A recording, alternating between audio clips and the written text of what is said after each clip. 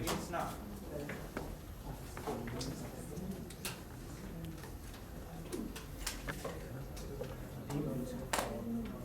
Don't make it completely dark because then you would not be visible. Yeah, this is fine. Yes, this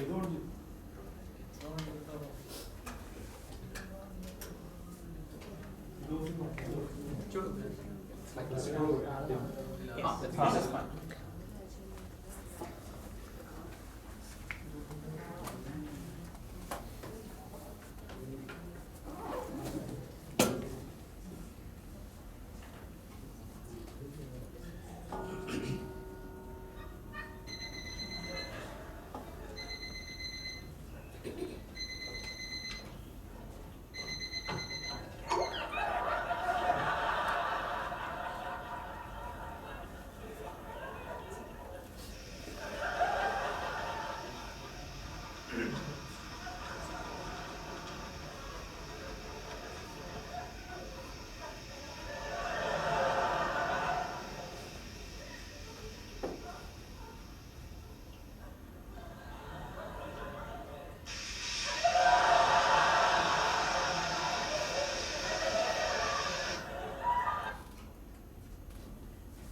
Okay, good evening everyone.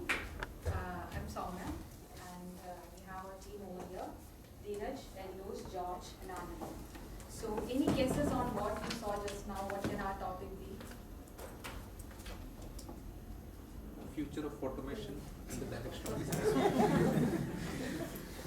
That's right. So we just showed how Mr. Dean has introduced automation and is trying to wake up. Okay. So automation is just introducing tools and technology and then making it helpful for us for the betterment of society and for human beings. When it starting from prehistoric days when the wheel was developed. It was developed, from there the transportation started. And now, as we reach in this century, we have spacecrafts, then we have everything on the touch of our fingers, like it's our tablets. And any examples? The technology? No? The laptops? Okay, the camera which is here working. Okay, so the technological advances that has improved our society and it has helped human beings evolve. But the current scenario wherein in the future, if we go ahead, we can see that this is coming with drawback as well. That is, as we say, every coin has two sides to it. So the drawback here would be that labor is being cut drastically, and we will reach a scenario where even in factories, if automation is implemented, there will be no labor force, and there can be the technology can take over human beings. Like I'm not sure how many of you have seen the Matrix movie.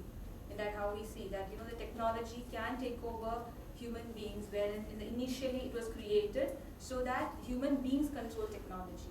But going ahead, we see a path wherein technology is going to have an upper hand, and it looks like human beings will be just a mere watching what's happening. And just for animals. Okay, so can we just imagine a world without automation? Maybe we'll have to go back to our Stone Age, where there was nothing. There was nothing to help us. Nobody to call us using mobile phones. So that age will be amazing. We don't need to worry about anything. First invention, I will say wheels. Wheels was the first invention, which is the same wheel which you are using with our chair to travel around, to roam around. We don't take effort to even move. Those wheels which was found in the initial Stone Age. And then came water wheel, automation loom, many things evolved. So what was the reason? What was the reason for all this evolution? Why we required all this? This was simply because it has to make our life better. We were lazy. We just wanted to reduce our effort. That's why we found each and everything which would help us in reducing our effort. Like this, suppose if I ask Gautam, how can you find the multiple of 2,70,957 into 7? Will you be able to say it? I use a calculator. Yeah, you will use calculator, exactly. What is the reason? Because we are not efficient. We have to use some help. Sometimes it is impractical for us to perform all those operations. So by automation, that will help us to perform all this operation. And it evolved in such a way that we used memory and artificial intelligence into our mechanism, I mean machines, to do certain operations which we human beings were not able to do it. So like that, we move on to our modern automation, where we use different softwares. If I ask Nasim, how do we increase our productivity using automation, right? We will be able to test different softwares only by using automation. We will not be able to keep a manual labor for that. It will be very costly. So that is the main reason. And like that evolution continued. And God knows what will follow in our later future. Next, I'll move on to Anth. So let us talk about the future of automations. So when we talk about the automations, that immediately that two things comes, like when we talk about machine, then we think of physical activities, and then when we talk of automations, then we talk of cognitive activities, and these two words defines the entire automations. So we have been experiencing automations since the evolution of human being, as my peers would he has told that from the very beginning, the evolution of human being, that from Stone Age, that how the wheel has evolved and how it has been helping to human in order to in order to ease the transportation. And then again, one thing that comes is the productivity. That productivity enhancement, how it will help us in enhancing the productivity. So the future of automations can be divided on, can we go to next slide? These 5 factors, that is the technical feasibilities, cost of developing and deploying solutions, labor market, economic benefits, regulatory and social acceptance. And then one more other factor is the automation potentials, like which industry can be automated at what rate. I mean, what will be the percentage of the automations? Let us assume that suppose that if we have to, agriculture sector has to be automated. So at what percentage? So let us assume that it will be, if the fully automations come, so then let us say that it will go up to a percentage up to 50%. Let us say that the manufacturing sector, which my friend Anup is dealing. So let us say that if he has to increase the manufacturing of his products, so and he wants to fully automate it, maybe his the potential of going fully automated of his industry is 70%. Then we can go as low as that. If we see the potential of automations in service sector, it can go up to 30%. Let's go to education sector, it could be 33%, so on. So these are the factors that we have to see. Then with these advancements, then we have to think about the implications. So what are the implications of the automations? So the one thing that we have talked about, that which Soumya has talked about, the destructions of jobs. But then when we have been experiencing since the completely industrializations, when we see that if the full automations in entire industry comes, then we can assume that this is the 4th industrialization. Then how it will orient the business, all the business. So when we talk about the dynamics of labor, in that case, that will affect the labor. I mean, especially that it will affect the industry, which is completely dependent on labor sector. But then we have to think that this implications will also create the job opportunities, which also create the business opportunities. So can we say that these automations can be which sector can generate business opportunities in the near future? In the near future, which sector can expect business opportunities if full automations? I mean, completely. I mean, very near future. I mean, the moment that we are getting fully automated, which sector will see opportunities? Software industry, Software industries, autonomous autonomous, and education sector, right? Because we need to re-educate ourselves, we need to reskill, we need retraining. So these are the, I mean, this is one of the immediate industry that will see huge opportunities, because labor force has to be trained, so that we have to make our labor forces responsive to the advancements. So next, George will continue. Thank you, Anand. So I'll be giving an overview about automation and direction of business right from the past to the future. So, a few years back, when we had a need of calling a taxi, what we used to do? We either go to a taxi stand or call up a trusted driver from our contact list. And years passed. Now it's the era of smartphones and internet, where everything is online, right from ordering a food and consulting a gastroenterologist. And also even nowadays, wedding is also done online, in some cases, extreme cases. So back to topic, yeah. So stage 1 is going to a taxi stand or calling your trusted driver, and stage 2 is using an app for calling a taxi, where the app identifies the nearby taxi and then allocates the driver and whatever, and the taxi comes near you. So here there is a light level of automation. There is no need of a human effort to identify the nearby taxi or bring the taxi to the nearest place, because it's all done by GPS. So that's stage 2. Now there is stage 3, which is a light improvement over stage 2, and it was recently in the news as well. Many of you might have heard about the Uber incident that happened abroad. Any guess? The Uber incident regarding a car. driverless car that Exactly, hit a pedestrian. autonomous car that hit a pedestrian.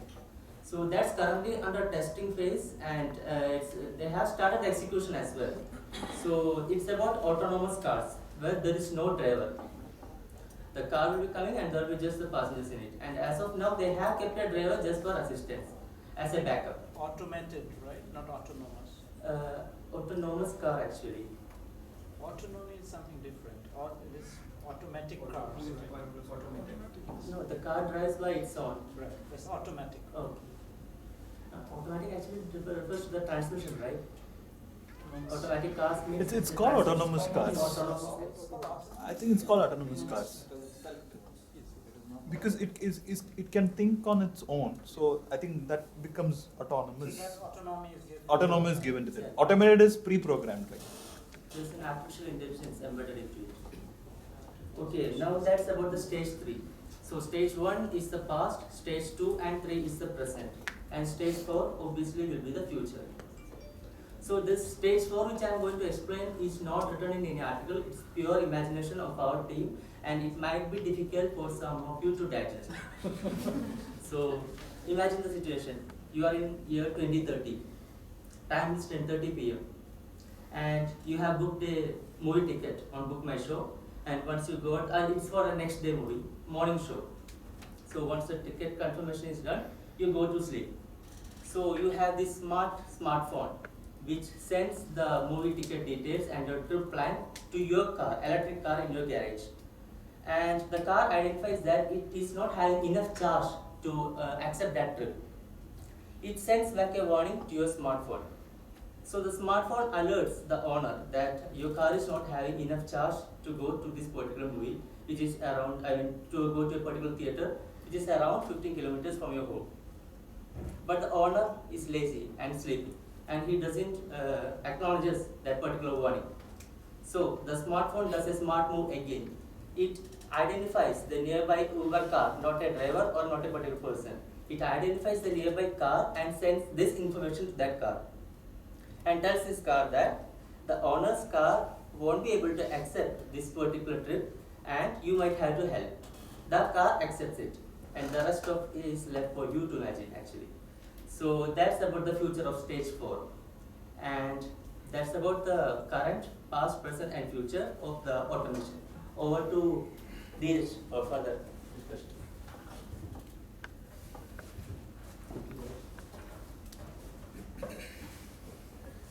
Know that the image that I am showing here is what builds upon what someone has said. This could very well be the future. That quite good looking guy is in queue for a job interview with some robots. But he's thinking, aha, you may be able to do something faster. You may be able to deliver from 8 in the morning to 10 p.m. at the same rate, maybe cleaning a window, but you won't be able to think like me. But we all know, some of us at least know that things have changed quite fast and machines are indeed thinking. Now the key point here is he is assuming that machine intelligence has reached a point where there are some algorithms which can decide on quantitative things, like what is the closest distance, what is the shortest path to get from here to there. But isn't that what we all are doing basically? Let's consider, let's go back to our hunter-gatherer period, when we were walking around the forest and we were considering taking a fruit from a tree, a lioness sleeping beneath it. So we have several algorithms, we hypothesize H0 and HA. Whether our attempt to pick that fruit will wake the lion, we assign a weightage to it, and then if it's feasible, if it is likely that we can take the fruit and consume it, we'll go for it. That is what, it's an algorithm running in the human mind. It is like muscle memory, it has been embedded into our brain to a very basic level that we don't know that it's working. That's all there is. Let's look at what Amazon is doing with Kindle now. If you browse through Kindle for a few seconds and you linger on a particular book for maybe 2 minutes, that is registered. How long you have lingered on top of it. Should we ship it to the nearest warehouse so that consumer surplus can be given to this customer when he orders it at the end of the week probably, by delivering it the very next morning? Amazon is already doing that. It has built a very vast database of each and every of its customers based on his web browsing preferences. That is how we see the ads we like in our pages when we browse. It is not scary, but we have to evolve. That is all. That is the next step. We are Homo sapiens now. We probably will have to evolve into a symbiotic relationship with the technology that is around us, the level of automation that is around us. This won't be a challenge. This won't be a challenge because we will always reskill, like my friend was saying, Anand was saying. We will reskill. I'll just move to my slide and come back to my point. The image is not quite clear, but it's a very beautiful satellite image of the ocean of the coast of America, the American continent. And this is not actually a cloud, it was the BP oil spill that happened in 2010, the Deepwater Horizon incident, where there was an accident in the rig and it caused spillage of oil that took around 6 or 7 months to clean up. Now let's think about what went wrong first and then how automation went into solving it at least in a longer period of time.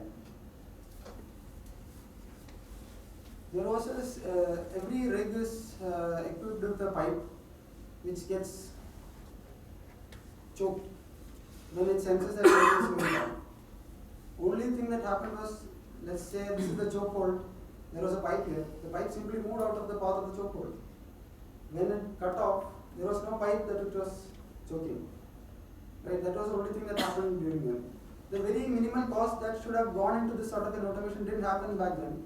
It's resulted in this. But there was a very huge fleet of automated machinery that went into cleaning up of this spillage.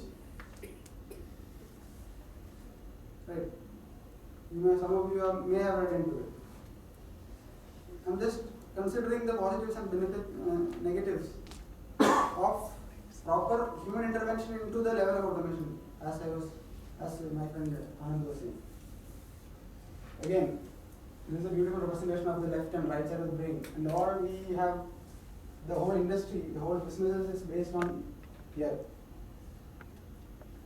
Now, what I feel the future of automation will lead to is, it will let that part be handled by the automation, so that we humans can focus on this side. And if we think like that, that is a very positive future that we can look forward to. Thank you.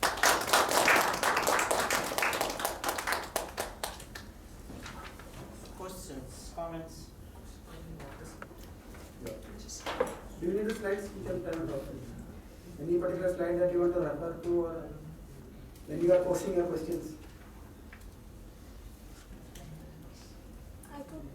How could you say that if the left and right brain? Yeah. How could you say that after coming that automation thing, the left side will be all will be automated, and the right side will be where we have to work in. So we don't have to work there. I'm hypothesizing that we are interested. Humans. Yeah, we might be interested in the right side, but we are forced to work to the left side. Right. Right now. Right.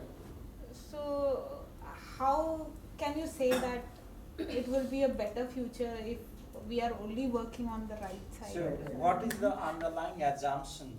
Because you said that that's your team's hypothesis. Like, left brain would be controlled by automation, and right brain, left side of the brain would be controlled by yourselves. What is the assumption? What is the rationale behind that? When I put this up initially in the discussions, I am personally this side of person, and all I could logically conclude, and my teammates also agreed, from any logical thinking that happens with this side, we can only hope that we should aspire for this. The world would be very dry without this.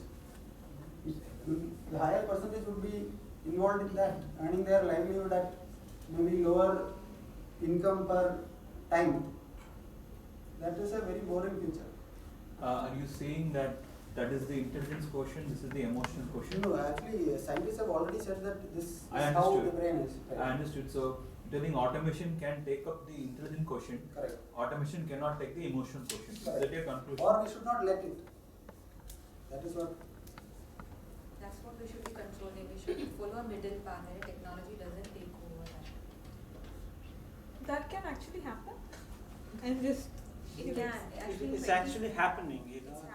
If you are not aware fully, it's happening that in that direction too. Although they have not made a breakthrough yet, but if they continue to invest in that, for example.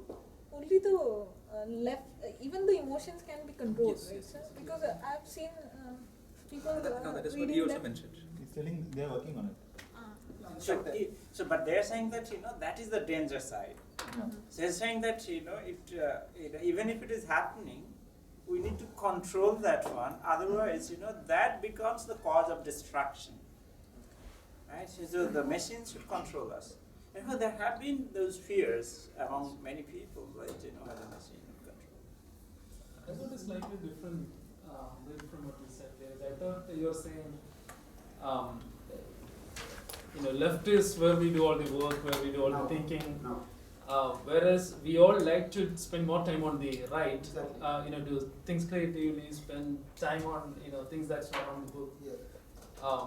And so with machines taking over more and more on the left side of the job, we'll be able to spend more time on the right side. Yeah, Is that is the same thing. But some more leisure. correct. but we should not let the other side take over this also. That is what I was concluding to in answer to it. I have two other conflicts. I mean, difference of opinion. All are to me or anybody else? To the whole team. To the whole team. No, that's a good one. Yeah. No, because he's standing in the right. So that's why you should go stand.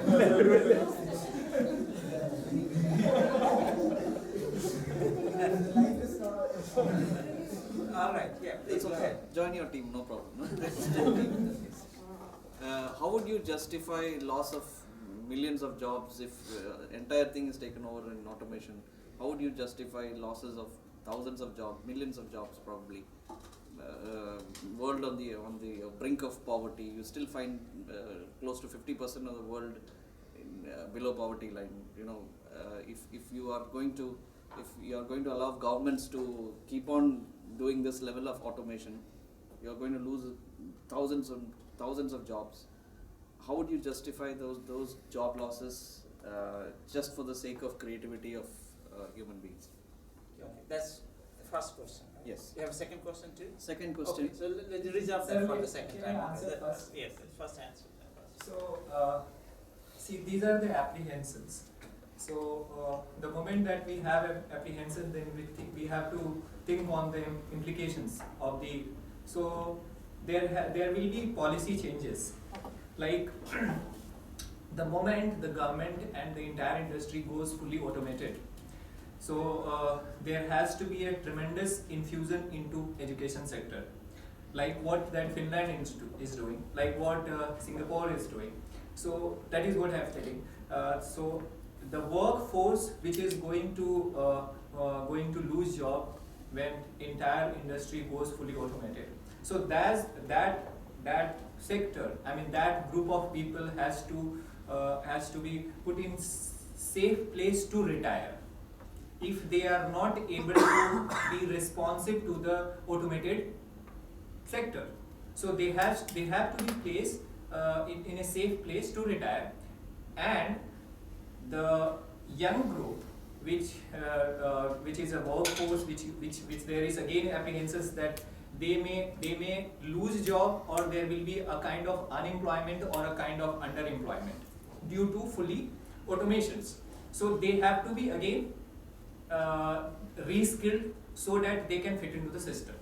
Like just I am giving you an example that many of you must be aware about the SAP. When ERP software came, right, SAP came. So the entire operations, everything in the industry is being handled by SAP. So the workforce which were handling those sectors, they had to reskilled about SAP, and there is opportunities in that sector. Now we see that there is a huge opportunities in that sector, and there is a space scale is also very high once that workforce is skilled with that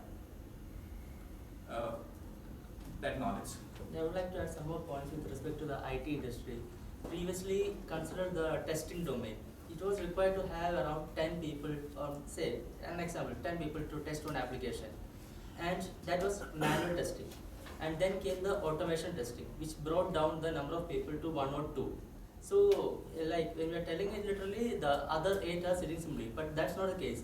They were transferred to other domains. So, a reskilling has happened, maybe to support this software or to have knowledge in other domains as well. So, this automation can enable. I'm not talking about people who are skilled in this kind of aspect. I'm talking about people below poverty line, where their main source of income is Right. agriculture. I think he has a very pertinent question, because you need to now shift your focus from us to them, and them meaning people who do not even have that luxury to be skilled. Unskilled labor he's talking about, those do not. How? So with that, in fact, there was I just noticed one post on Facebook. A student of mine has shared that. He says that once one of the ministers in P.V. Narasimha Rao's government mentioned that if we introduce these washing machines, a lot of maids would lose their jobs, So P.V. Narasimha Rao's comment to that was that, do you want us to be a nation of maids? The question is that, so that, his fear is very valid, that, there are a lot of people who are not skilled. If we introduce more, let's say, washing machines, automated, say the robots that could even cook, right? So how are you going to deal with this problem? So we can consider. Okay, so what I would believe is that this technology advancements, whatever we are doing, rather than focusing on the smaller aspects of this where it will lose jobs, we should focus on bigger areas where human hands cannot reach. In the sense, if it is for the space research or for preparing nuclear, energies. So those aspects we can pump in our money over there and introduce the technologies over there wherein human labor is not possible or it is difficult. So and concentrate less on the household sector or where the professional jobs. So that's what I would say. And seeing at the trend in the past, see earlier here all the plots were farming lands and they were level for IT industry. And after that we had lot of opportunities, right? So many opportunities was there. Employment rate increased, I think. Okay, and for unskilled laborers also there were lots of opportunities inside the IT industry. I mean, lots of workers came from abroad, from across all over the world, and they used to stay here. Okay, so they need maids, and for cleaning and other purposes, they need this unskilled laborers. So I don't think that that job will be lost as like that. So let me. Any particular example that you can bring in? For example, Japan, what is happening there, right? Japan is quite, in terms of automation, quite advanced. So, do we see these issues that we are fearing? Do we see that? Have you thought about it? What are other countries where automation is very high? What are the problems, pros and cons, right? Of that. So. When entire industries goes fully automated, the two countries which is going to be largely affected is India and China. So because most of the sectors, industry sectors in these two countries is mainly mainly based on labor force. When Sarjan posed that question that laborers the people below poverty line, right? So there are two sectors in India which has employed the unskilled labor. That is, one is the real estate sector, another is farming sector. When in these two sectors also, when we go fully automated, what will happen to that force? That is the concern, right? So when we goes fully automated, then productivity also increases. So and then that there has to be a policy to support that, and then that policy, when we increase our produce, then per capita income will also increase, and gradually that will be transferred, or that will be supported to that part to bring it to a level. So that brings down to this question: do we have a comprehensive policy in place, to safeguard this sector? Not yet. So that we have to go for that. If we are going for fully automation. With proper governance, this can be, the wealth can be redistributed. And Right now also we have public distribution system.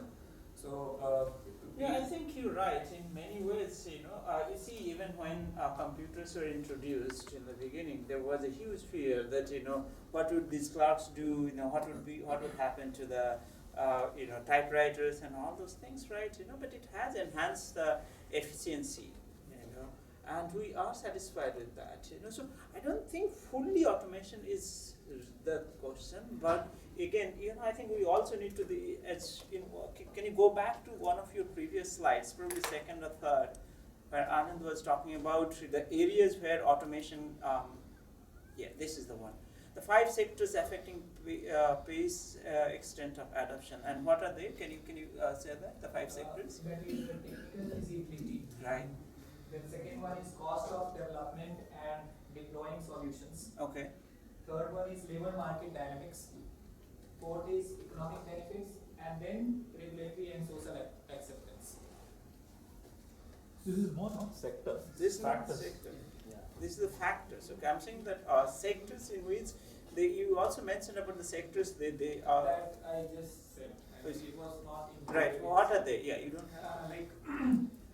I just took some examples like we can take manufacturing industries, for service sectors, aerospace. I mean, so these are the. We just assume that this will be the potential of getting automated. I mean, this will be the percentage of potentials of getting automated. You also mentioned about education sector, right? Yeah, You know, education What do you mean by that? I mean, how many of you would be very keen on having a robot teaching you?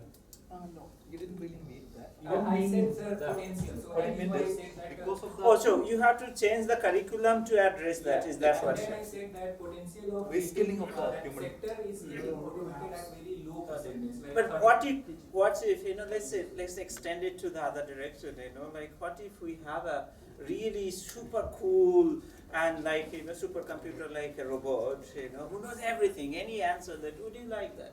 It's already happening. For deep thought, for chess players, they play against a machine. Deep thought. Right. So, Deep thought is actually very, very old. yeah, deep thought is they have deep thought 90s, version late 5 now. Yeah, so they're constantly upgrading themselves, right? So what happens? Would that be a preferred style of or method of teaching? It would take a lot of adjusting to get to See, as far as chess is concerned, right? This is more of strategy. Again, that left-right brain that they were showing, possibly that is feasible there, and also desirable, right? Because it does require human emotion to understand, these things. So you can, and even if you do, you can mask that. For example, poker, right? So where you can actually identify who is putting. So people actually act a lot. But in other aspects, for whatever you're talking about, the creativity and also team management and things like that, So this is where you cannot have a complete rational decision, right? And based on that rational, because we make decision based on our rational and emotional question, right? So this is where the problem should arise. Imagine then another sector, for example, surgery performed by robots. Would you prefer that? It's already Yes, they are actually doing a very good job. They're doing a very good job, right? Because that again, that is where the error, scope of error is very less, limited. But they still need But still it's a controlled supervision. by or Always this is a one. supervision there. Exactly. So, but in the education sector, in Sorry? education sector, I have an alternate point. Because see, especially in India, you see the bane of Indian education system is we don't have teachers. Yeah. Teachers don't go to rural places to educate, right? So most of the schools are built, there are very less teachers. So actually having a robo or an artificial intelligence to teach the students are always there. Students are always there to study, but we don't have teachers. At least some teacher is better than having no teacher. Or in fact, having even worse teachers. Yeah. No teachers is sometimes even fine, Yeah. It's even detriment. I think there is huge potential in that sector, in that way. No, there is an alternate running now. Instead of having a robot, one of our customers is working on a model wherein you will have a central studio in a city, and you will transmit it through a satellite, and the students are given clicker kind of thing, wherein we see in Konibanega, Kurpati, there will be a monitor in the classroom in the rural area. Now this is implemented by the Karnataka government in 4,000 schools.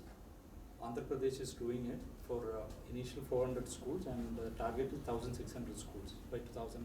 Right. In fact, one of our students is part of this $1 million project, which is jointly mentored by IIT Chennai, and they are creating this virtual reality, right? So you put that stuff and you can see things, you know, that otherwise you may not be able to really experience because of lack of infrastructure and all those things, you know. So And the in augmented Karnataka- reality in- is something that they are doing. In Karnataka, this is driven by IMD. I see. So yes, so it is actually working. It is required because, you know, we have a huge demand and the supply is very poor. You know, so therefore, in order to address that also, you know, I think, for example, you know, let's say ITI, right? In the, what is this? Industrial Training Institute. You know, you don't find any instructor there. So, you know, I think if you have this augmented reality, people would be able to find out, you know, at least how to fix things and all those things. So automation is probably the way to go. So, but again, as they have pointed out, it is only when, I think we also have to think, ultimately, it's like uranium, plutonium, this radioactive substance, you know, are per se neither good nor bad. It all depends on how you use them, you know, the intention behind that. You know, you can use them for clearing a nuclear bomb and destroy the world, and you can use them also to treat cancer patients. So, the, you know, the intention would determine the uses and the viability, and again, you know, job loss and everything. You know, ultimately, I think, I mean, I'm still quite optimistic that, you know, we would control that usage to that extent that it doesn't destroy us. I think we should be more concerned about the misuses rather than the job loss. Oh But yeah, job but loss you is know, having something- said that, you know, on that point, this is why this kind of discourse presentation is more required to inform people. You know, because there are a lot of fears that are unfounded. Because historically, it has been shown that none of these technological changes have really reduced the job. For example, if you look at the industrialized nations, they are much ahead in terms of employment yes. rates compared to the underdeveloped or developing nations like ours. You just have to reskill your population. Yes. You know, and So you will focus it achieve a certain or get a certain economic dividend out of I mean, it. just imagine if tomorrow again we use a human scavenger to clean your shit, right? You know, and that happens even in many. In Kerala, there is a few college students have developed a robot which can do the manual scavenging. Those kind of things are fine, but what you said about developing nations, the issue is again, like rightly as they mentioned, it's about policy. Government has always supported in developed countries basically because they've had the funding for that. In underdeveloped countries, that's what I was raising, in underdeveloped countries especially, we've all forgotten about Africa, India, China, the underdeveloped nations, they will all have problems in having the government support for this kind of thing because basically government is cash strapped. So I'll give you an example. I'll give you a classic example. We have it in Kerala itself. It took us 50 years after automation was introduced in the farming sector. It took us 50 years to embrace it in Kerala. Yeah. Why was that? But that was more of a mistake rather than an achievement. Right? I don't think it was a mistake. Our rate of production, like if you look at the agriculture, rate of quantity of rice that is produced per hectare, Punjab is almost 2 or 3 times that of Kerala. And if you look at China, they are about 10 times of the production rate that is in Kerala or Punjab. Yeah, but China is still not fully automated. China has achieved kind of embraced automation in at least in agriculture, much more than what India is. China has embraced in the last few years only, last 4 years. Exactly. And now That they is have because the reached a- government is funded now, because the government has money, they are subsidizing. So where the money came from? The money actually came from this kind of efficiency that is introduced in the system. Right? No, one Your aspect. economy has to develop. No,